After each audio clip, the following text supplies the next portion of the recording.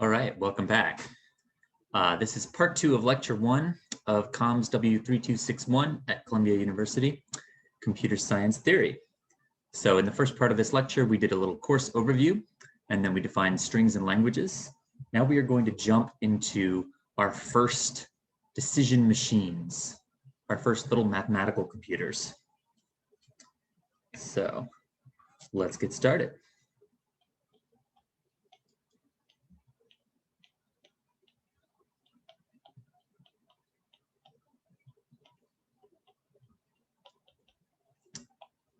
So we're going to be building what are called finite automata.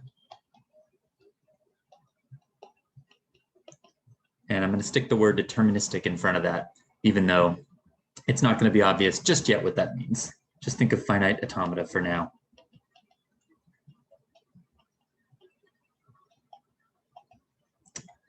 And the three-word definition for an automaton is a yes-no machine. The idea here is we want to build a machine, a formal machine, a math machine, that decides whether or not a string is in a language, whether or not, that is, a sequence of characters is in a set of strings.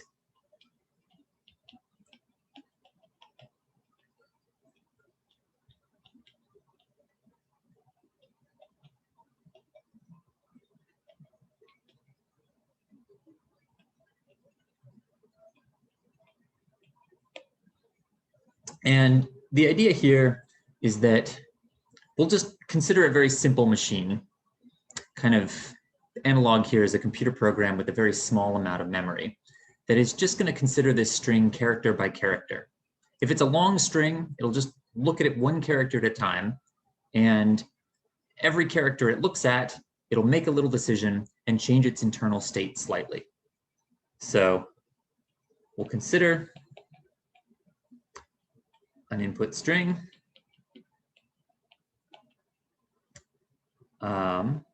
from left to right, then output yes or no at the end.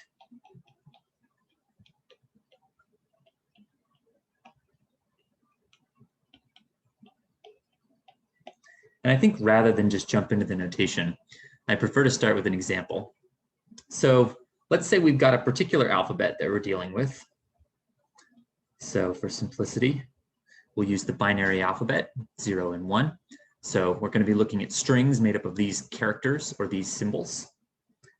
And we'll set our goal for our first machine to be accept, which will be my word for outputting yes, on strings that end in 1.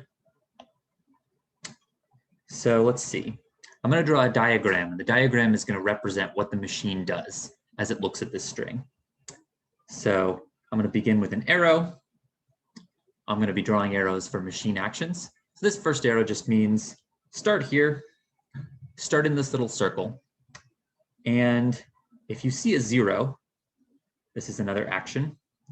If you see a 0, stay where you are. Stay in this first state, this first little circle. If you see a 1, well, then we might have a string that ends in a 1 if this is the last character in the string. So we'll go to a different place. We'll go to a second state that'll be our possibly ending in 1 state, or our state of having just seen a 1 and hoping we're at the end of the string. So now we know what to do when we're in this first state. If we're in this second state and we've just seen a 1, well, if we see another 1, we want to stay there. Our hope is maintained. And if we see a 0, well, shoot. At this point in time, reading the string character by character, it doesn't look like it's going to end in a 1. So we'll go back to where we started. And then if the string ends, and we're in this state, this good state on the right, we'll want to accept. So I'm going to draw a little second circle inside to indicate acceptance. And don't worry, I'm going to go over these terms again. I just want to dunk you in to this world of automata head first. So now to make this concept clear, let's test some examples. So some test strings. And remember, our goal is to accept these test strings if and only if they end in 1. So let's suppose, I don't know, we take the test string 0, 1, 0. Well, we start in our first state. We see a 0, so we follow this arrow around. We see a 1, so we go over to our second state, and then we see another 0. So at the end of the string, we have ended up back here in state 1, our state that we have not marked for success. So our little machine will tell us no. We answer no. Let's do another test string. Maybe 0, 1, 1. If we're seeing what our machine does on the string 0, 1, 1, well, again, we start at the beginning. We see a 0, we go around the loop. We see a 1, we go over here. We're now in this state. We see a 1. We then stay in this state. And when the string ends, we find ourselves in the right-hand state, the state we've marked as a yes state by drawing that little extra circle. So again, our machine is doing what we want it to do. At the end of the string, we're in the place where the machine says yes. I'll do one more example, just because this is sometimes a not obvious case. We can put any string on the alphabet 0, 1 into our machine. So it could be a string with 10 characters or 1 character. It could even be the empty string. And if we put the empty string into our machine, we start, and then our string is over. There are no characters to read in. We start exactly where we stopped. We end up in this first state right here. So if you continue to test examples for a while, I'll stop there, but feel free to pause the video at this point and draw this little automaton, mess around with it on your own. You'll start to see that, yeah, this automaton is going to correctly accomplish our goal within these limited parameters we've set. Every time we run a string that ends in a 1 through our machine, we'll end up over here on the right. And we'll end up in this specially marked donut-shaped accept state. And every time we put in a string that ends in a 0, or that doesn't end in a 1, this empty string, we'll end up on the left. We'll end up in a state that we haven't marked for success. So this is an example of a state diagram, something which I'm now going to define a little more formally. A state diagram being a representation of a machine for deciding whether or not a string is in a language. So let's do a little definition. State diagram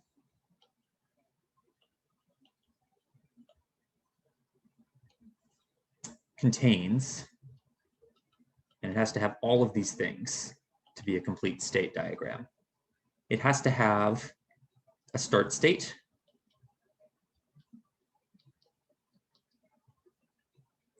and we'll mark our start state with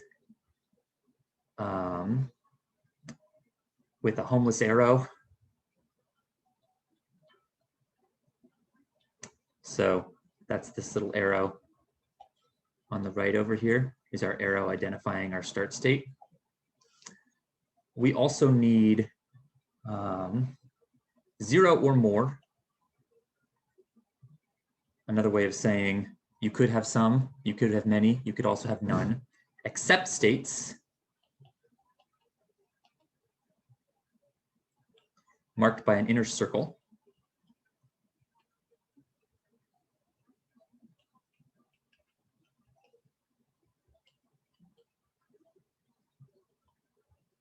So they'll look like that. Our state on the right is an accept state. And then finally, a transition. That's another arrow, indicating what to do at every state and for every symbol in our alphabet.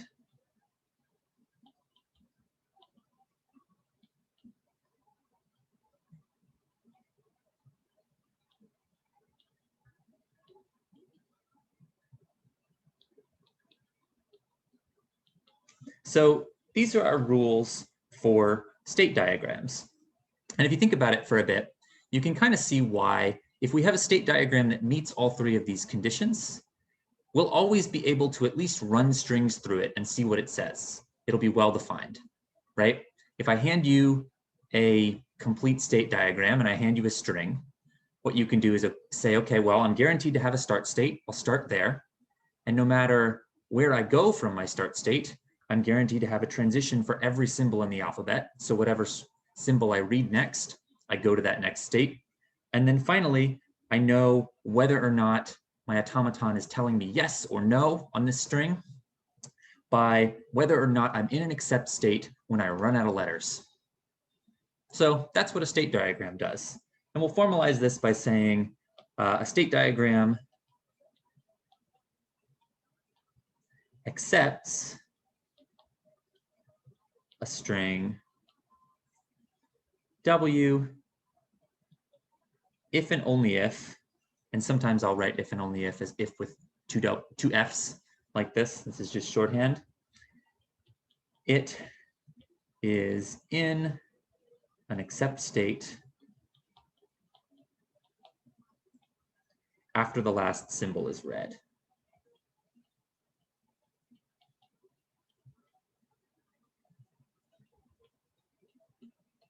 So this is pretty cool.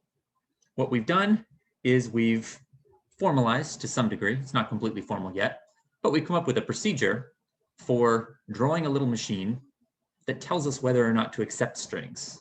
And in principle, might tell us whether or not a string is in a particular language. I'm going to do another example here because I do think these things are, even if they're not necessarily complicated, they can be very conceptually hard, especially the first time you see them. If you've never taken a computer scientific math class before, this could look highly confusing. So if your brain's in that state, don't worry about it right now. We'll do a bunch of examples, and there are more examples in the textbook, and we'll make sure we're all comfy with this by the time we wrap up this lecture. So let's do another example. I'm going to pick the alphabet A, B this time. So again, I've just defined two symbols. Could also use the binary alphabet here because I've only got two characters. And then I'm going to draw an automaton. Sorry, I'm going to draw a state diagram. And then we're going to look at it and try to figure out what exactly it does, what sorts of strings it says yes to. So I'll start with my start arrow, indicating a start state. I'm actually going to make my start state an accept state. That tells you right off the bat that if I put the empty string into this automata, into this state diagram, if I say automata for the rest of this lecture, just know that I'm saying that because these state diagrams are representing automata that I'm going to define in a few minutes. And then we'll have a transition for A and a transition for B, going to two new states. One up here, make it also an accept state. Also an accept state. For these two states, we'll have a transition arrow for A, transition arrow for B, a transition arrow for B, and a transition arrow for A. So now, just checking myself, sanity check. Every state I've drawn so far has both a B and an A edge, B and an A transition coming out from it. I should do that for my last state as well. And I'm going to use this little shorthand A comma B to indicate two transitions. This is the edge you follow for both A and B. So if we're looking at this last state, you should say, well, okay, if I find myself here, then no matter what I have left in my string, A's and B's, I'm just going to keep staying in the same place. So this is kind of a terminal state. So I've drawn a slightly more complex state diagram here. 4 states. We can double check that it satisfies our conditions. It does have 0 or more accept states. It does have a start state. And unless I've made a mistake here, I think every state should have a transition for A and a transition for B. So let's just start putting some strings in and see what happens. Here's, let's do AA, let's do ABA, let's do BBA, Let's do B. Let's do the empty string. I mean, the empty string is always a good one to throw in. And we'll see which ones of these go through. So for instance, A, I begin at my start state. This is if we're doing AA. I go to this state, I follow the first transition edge and read the character A, then I read the second character A, follow the second edge, and I end up in a yes state. So that's a yes. Let's do pink for ABA. I'm going to jump into this first state here, follow the first, read this A in, follow the first edge for A, read a B in, follow the second edge for B, and then follow this edge for A. I'm going to end up in a state that's not an accept state. That's a no. BBA, here I'll start at the start state. B, B, A, end up at a no. Just B, start at the start state, go to B, that's a yes. And empty string, in which case that's also a yes because the state I start in is an accept state. So if we look at this automaton, this state diagram, we can see that we've accepted some strings and rejected some strings. And either by checking a bunch of examples or just by thinking carefully about the structure, we can start to see what will happen if I put in strings of different types. In particular, if I put in a string of all A's, I'm going to take this first A edge to the top state and then stay in a yes state until I see a B, at which point I go back down into the no state, into this ending terminal state, and I definitely say no. Similarly, if I have a string of all B's, I'll wind up in the bottom state until I either run out of letters or draw an A, at which point I end up in the end state and reject. So this state diagram is going to accept all strings of all A or all B, or very importantly, also the empty string. It'll reject everything else. If you give me both a B and an A, you'll end up moving all the way across to the right.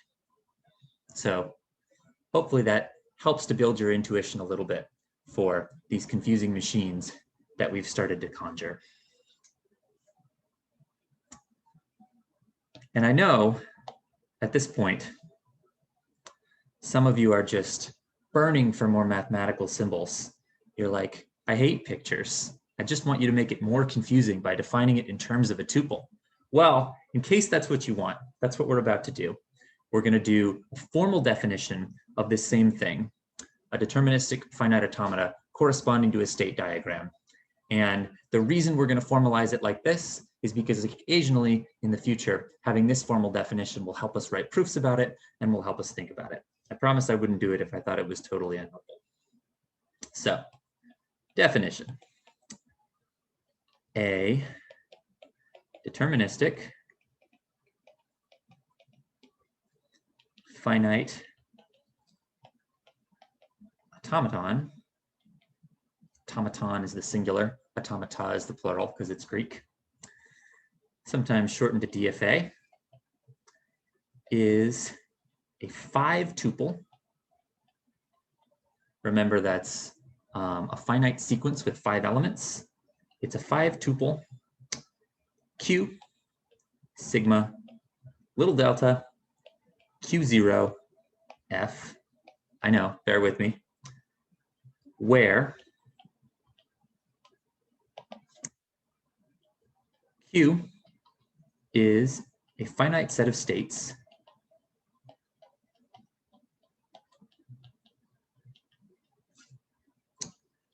sigma is a finite alphabet.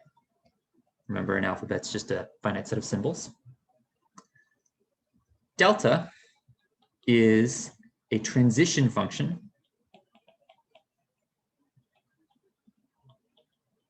that maps from Q cross sigma to Q. And this may look intimidating, But what it's saying is just given a state in Q and a symbol in sigma, which state do I go to?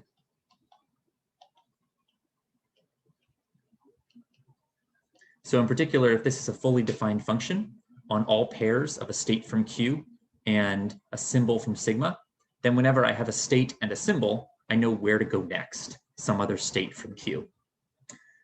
Q0 is a start state, and F is a subset of Q containing accept states.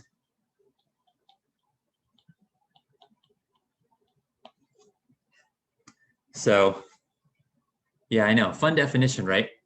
But if you break this down into pieces, you'll start to see that this is exactly what we needed to build our state diagram, right?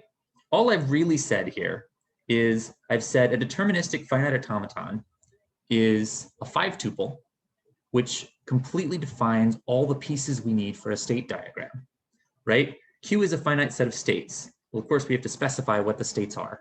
And in particular, we're going to start giving the states names. Sigma is a finite alphabet. That's just the symbols that we take in. Delta is a fully defined transition function. That's equivalent to our requirement that no matter which state you're in, you have to have an arrow for every symbol that tells you where to go next if you see that symbol. Q0 is a start state. You have to know where to start. And F is a subset of Q, so some of the states are accept states.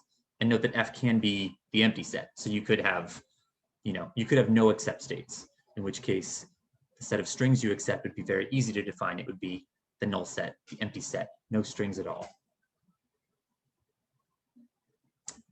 So just to practice this, I'm gonna write up what our first DFA, the one we looked at first, would look like in terms of a 5-tuple.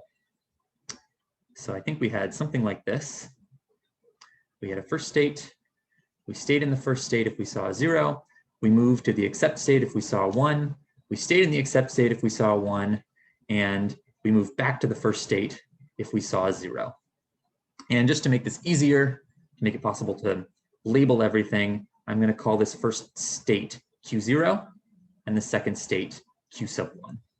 So these are just our two names for our states. Now, if you remember right, we should be able to write this as a set of states Q, an alphabet sigma, a transition function delta, a start state Q0, and a set of end states F. So in this case, Q is just the set containing both of our states. Sigma is the binary alphabet, 0, 1. Those are all the characters we're allowed to look at. Delta, which I'm going to draw as a table, tells us precisely what to do if we're at Q0 and we see a 0, we stay at Q0. If we're at Q0 and we see a 1, we go to Q1. If we're at Q1 and we see a 0, we go back to Q0. And if we're at Q1 and we see a 1, we stay in Q1. So, you could also write out delta by saying, delta Q0, 0 equals Q0. And you could write out equations like that for every possible pair of inputs. A table is just another way to write that down. So whichever one is easier for you to think about, usually a table is more compact. Our start state, well, Q0 is just Q0 here. I probably should come up with a new label. So I could, if I wanted to, call this, I don't know, perhaps Q ugly black dot is equal to our Q0, our start state. And then finally, our set of accept states is the set containing Q1. So what we've done here is we've just completely captured the information in the state diagram. The state diagram is one representation of our automaton, and the 5-tuple is another representation.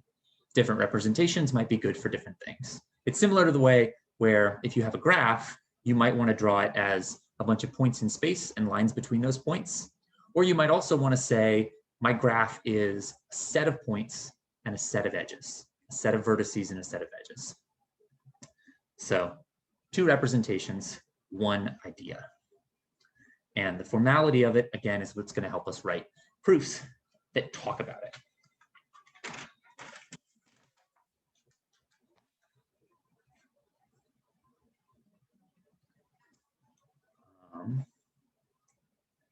Let's do one more example, just because I would rather flood you with examples than give you too few. And if you're already way ahead of me, you can, if you want, you can always fast forward through this bit. So this is going to be another example where I write down a 5-tuple and then we draw the state diagram it corresponds to. So in this case, I'm going to name my 5-tuple, and I'm going to name it M1 for machine 1.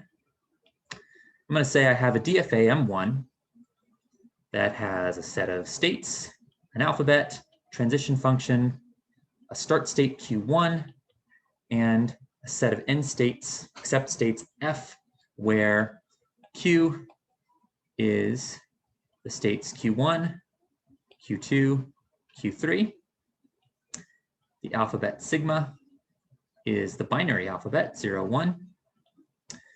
The set of except states is just the state Q2. And the transition function looks like this. So our transition function should be defined on both symbols in our alphabet and also should be defined on all of our states.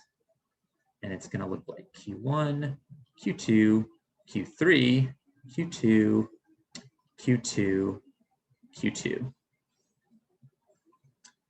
And notice I'm not defining Q1. I'm just going to use the Q1 as the name for the start state in this case. Q1 is Q1. So this is a fully defined deterministic finite automaton, and we should be able to draw a picture of it. So let's do exactly that. Here's a state Q1, here's a state Q2, and here's a state Q3. That was pretty easy. F, that is our set of except states, is Q2. So we'll draw a second circle inside our first circle to indicate that that's an except state. And then our transition function tells us precisely what we should do on each of our input alphabet. So from Q1, we go on a 0 back to Q1. And on a 1, we go to Q2.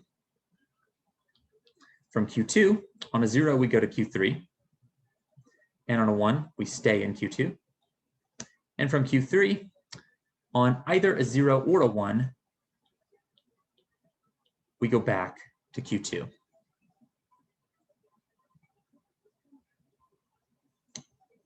So now we've satisfied our condition that we know what to do in all inputs. And the final thing, of course, we should mark our start state Q1. And if we start testing strings on this automaton, so this is something that you might want to do, for instance, if I gave you this automaton on the homework and said, figure out what strings it accepts, you could draw the state diagram, and then you could start thinking, okay, let me test some strings, see if I can get the hang of how this thing works.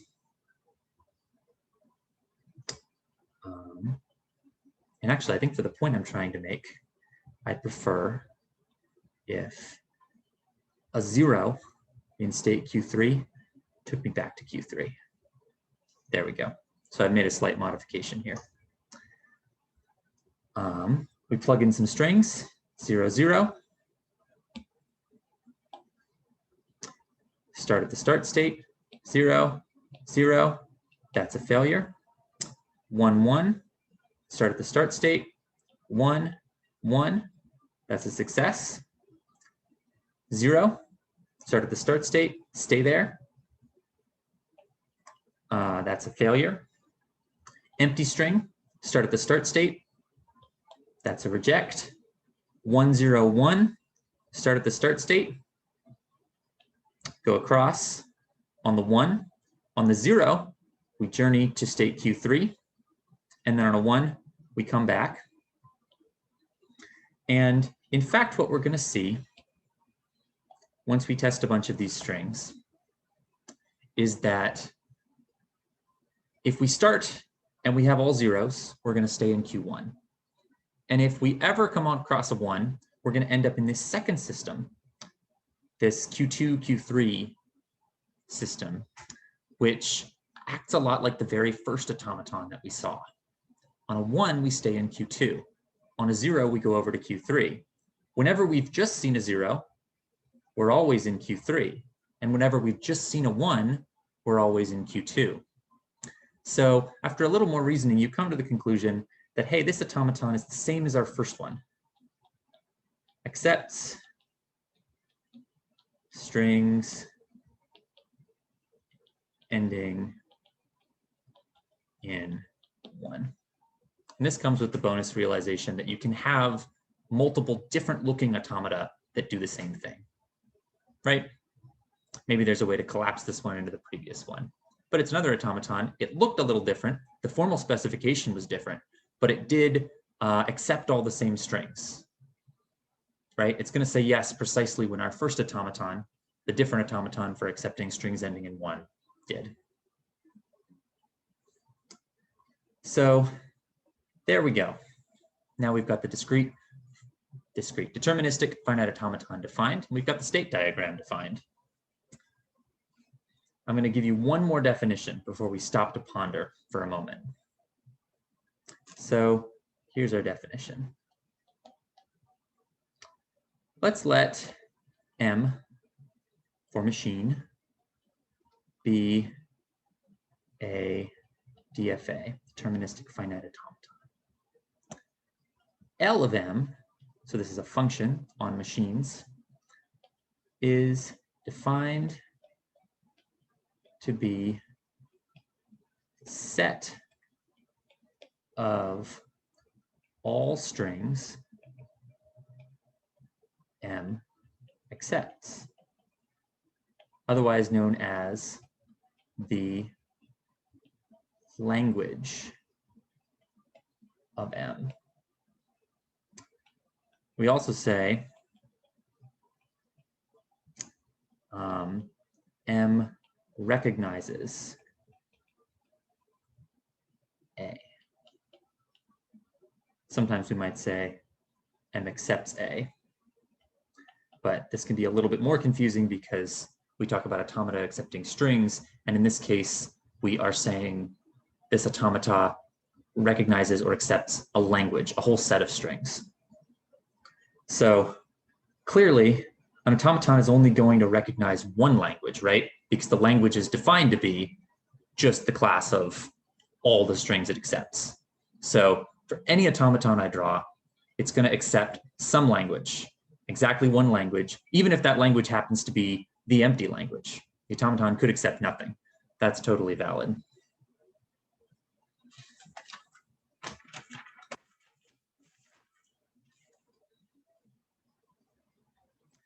And this also lets us formally define computation, right? We can define accepting in strict formal terms in terms of our 5-tuple definition if we want as well. So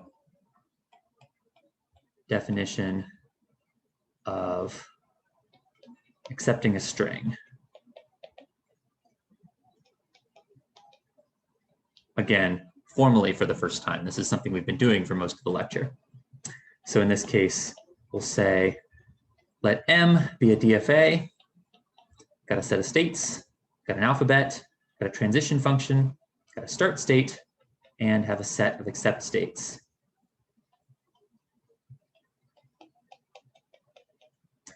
And let W be a string that will break up into different symbols, W0, W1, W2, all the way to Wn-1 for some n. Then we say M accepts, the DFA accepts the string W if there exists a sequence of states R0, R1, dot, dot, dot, to Rn in Q, satisfying, pause to make sure you're following here. What are we doing? We are defining in terms of our 5 tuple what it means for our 5 tuple to accept a certain string. What should the sequence of states that proves acceptance look like? Well, R0 should be the start state for starters. Then the transition function from each state in our sequence on each input should take us to the next state in our sequence. So for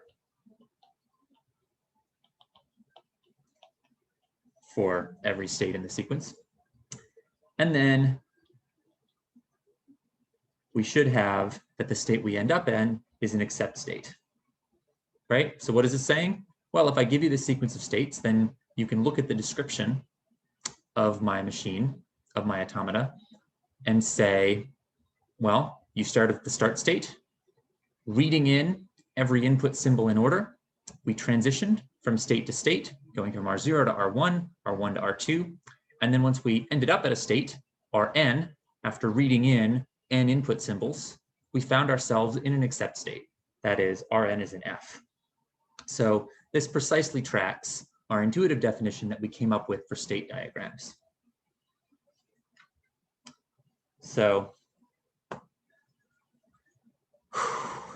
I want to pause to let that sink in and zoom out to the big picture a little bit.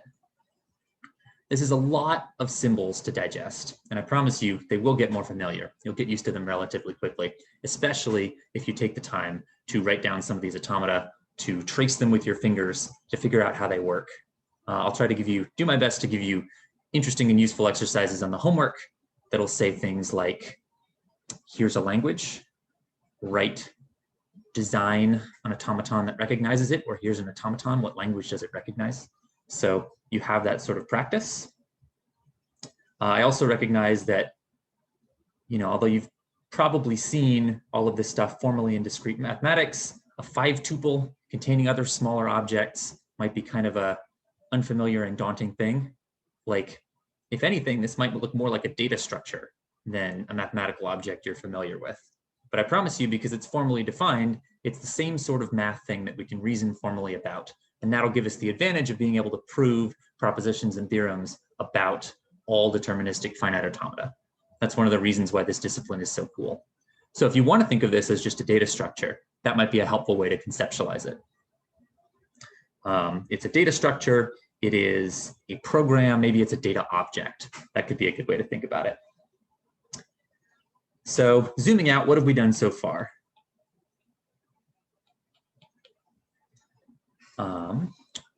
Well, languages are sets of strings, bags of strings. They're also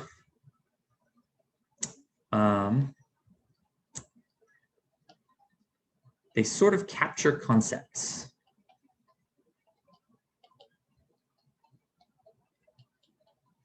And what I mean by that is, if we think back to our examples of languages in the previous part, we had the language of all primes written in decimals, or you could have the language of all palindromes, or the language of all binary numbers that are divisible by 2. That's the ones that end in 0.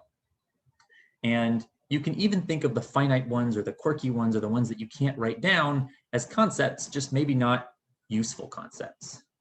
So I guess this is a sentence you can do with whatever you want. You can discard it if it's not a helpful metaphor for you. But in my mind, this is helpful for helping me think about what languages do. And then, of course, we have DFAs, Deterministic Finite Automata, and they specify a finite procedure, finite set of steps, because we put in finite strings. It's also a procedure of finite size, because there's a certain number of states, for deciding whether or not a string is in a language. This is sort of like, big picture, sort of like decide whether an object is an instance of a concept. This is a bit of a tangent, but if you've ever done like analytic philosophy, if you've ever read people like Bertrand Russell, there were a lot of philosophers in the middle of the 20th century and the beginning trying to define concepts, the way we think about things, in terms of sets of objects.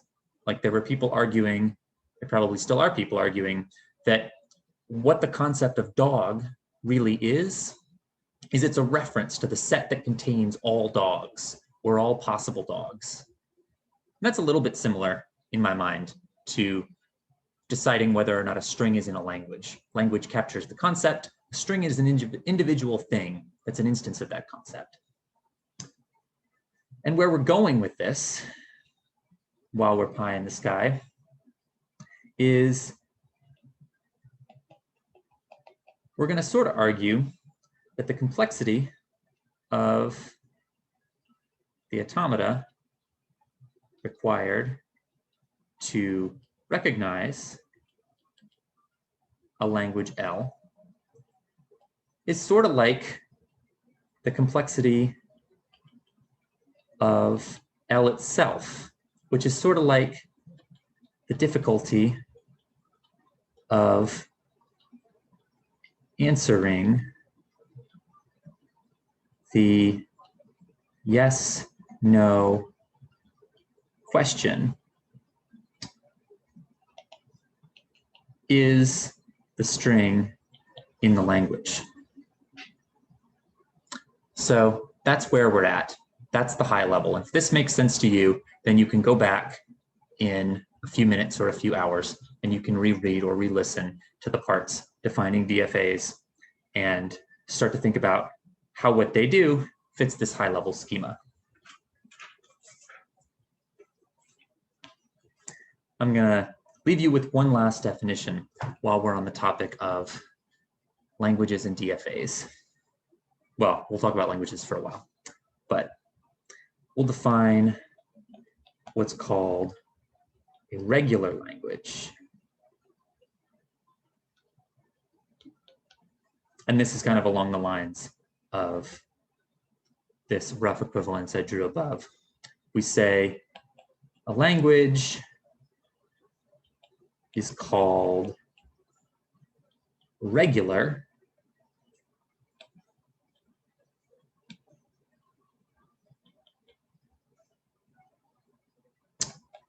if some DFA recognizes it. Little warning,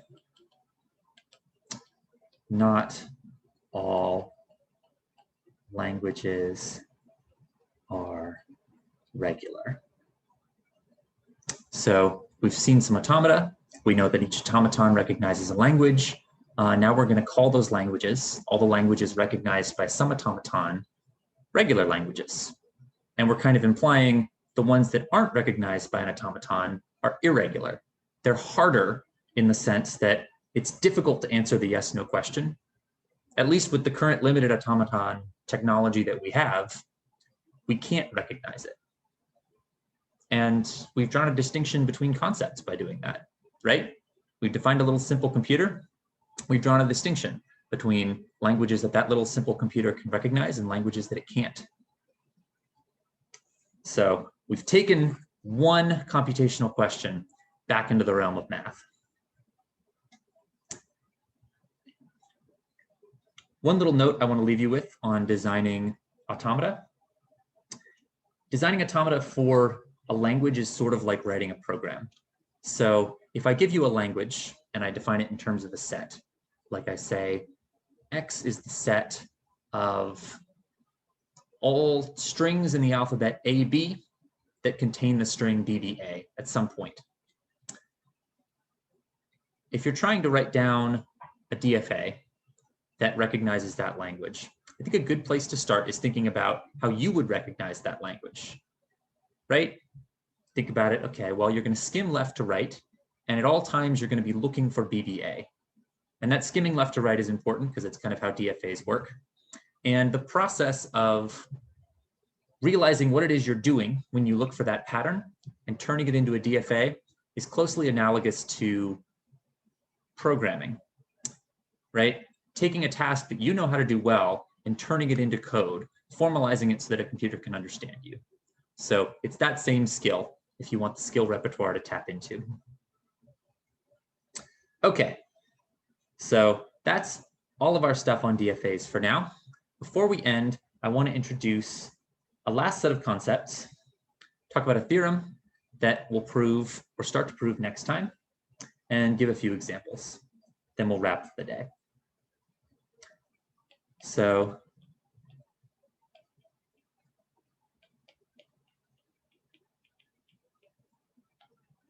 this topic is called regular operations. And the idea here, when we code, we reuse code. We compose, self-reference, make things modular, right? You don't want to reuse, or you want to reuse your code as much as possible. And it's going to be similar when we're trying to prove languages are regular. We're going to embark on this project of saying, well, this language is regular because I can write down an automaton that recognizes it. And this language is regular because I can write down an automaton that recognizes it. And eventually we're going to get to the point where we have previous automata written down, and we're going to want procedures to combine what we've previously done, to stick them together, to abbreviate the kinds of proofs of regularity that we've become very familiar with. And that's what regular operations are going to allow us to do. So let's do a definition. Let A and B be languages over some alphabet sigma. Languages, sets of strings. We define the union operation, which we write A cup B to be the set of all strings X, such that X is in A, or X is in B. That's just set union. That's the same familiar operation you know and love.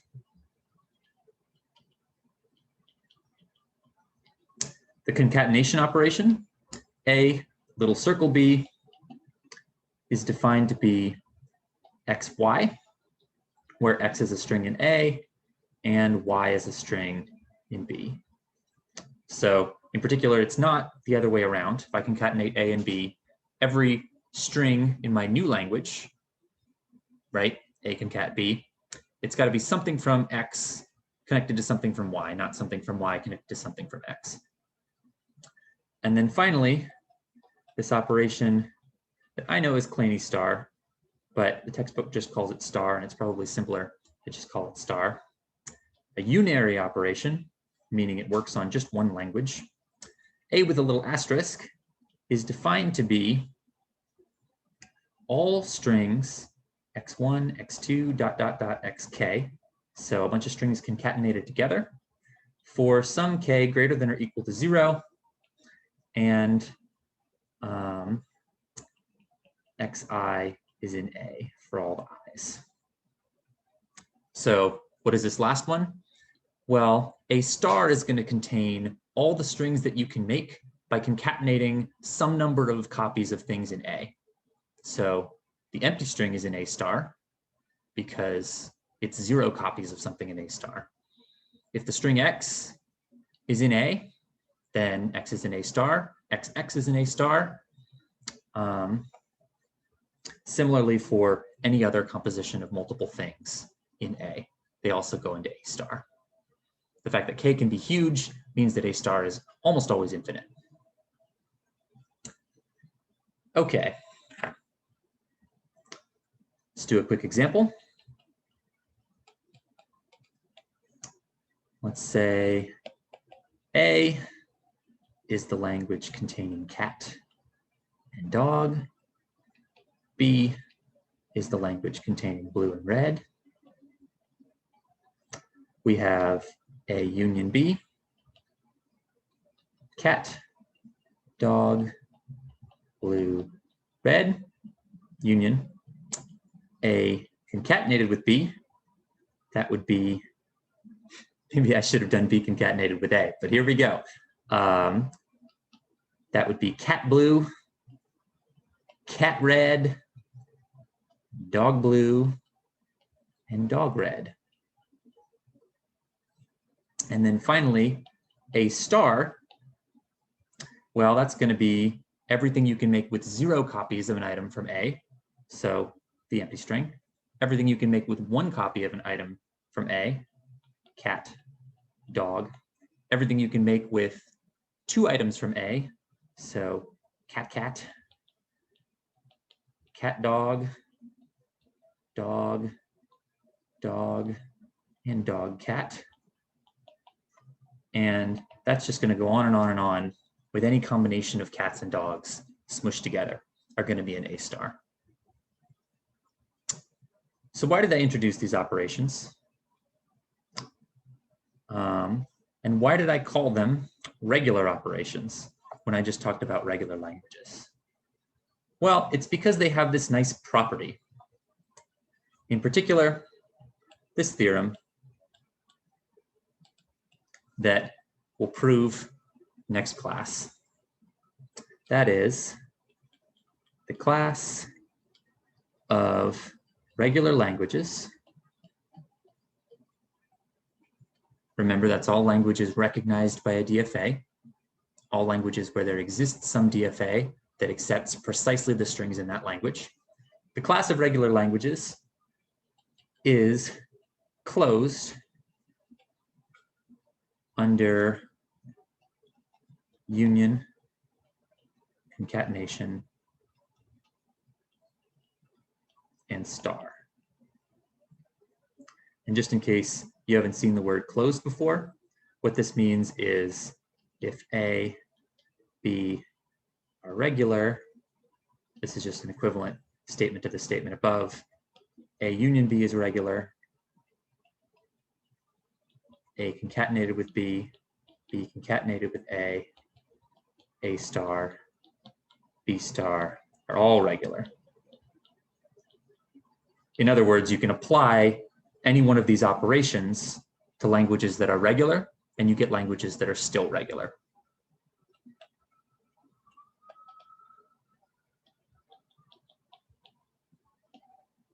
So that about wraps us up for content today. Really quickly, before I go, I want to give you the reading. So in particular, chapter 0 is review. So if the concepts today, if the basic ones that I assumed, like union, set, sequences, were really unfamiliar to you, definitely go back and watch the lecture for chapter 0 or read through chapter 0 in CPSR. I highly recommend, there's 2 passages called To the Student and To the Educator in the CPSR introduction. You really don't have to read these. But if you're excited to learn more about, well, what is theory of computer science? Where does it fit in the larger landscape of learning? Why might we want to learn it? And especially if my explanation today did not cut it for you, go read these paragraphs. They might do a better job of convincing you than I did. And then finally, the actual material for today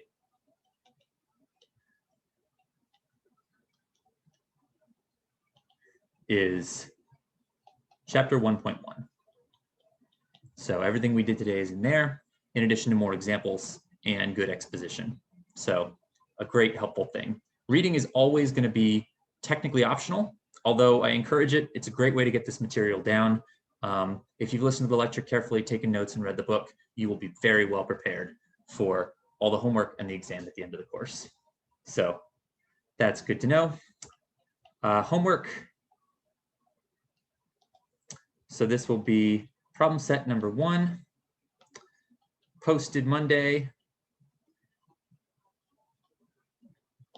And the particular Monday that it is, I believe, is June 28th, 2021, in case you're watching this in the far distant future. And this will be due Monday, 7/5/2021 at 11:59 p.m. Eastern Standard Time. So again, there's exactly 1 week to get that done. It's going to reference concepts from both this lecture and Wednesday's lecture. The point of having such a rapid turnaround is to nail these things down so you're all ready when we jump into new stuff next week. So that's the reason behind the quick turnarounds on homework. Hopefully it won't be that long. It's just supposed to be helpful. Reading, homework.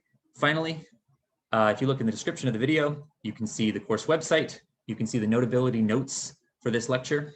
So everything I've written here should be available as a PDF. And as always, if you're having any trouble with the material, post on Ed, ping the TAs, ping me, and have a great rest of your day.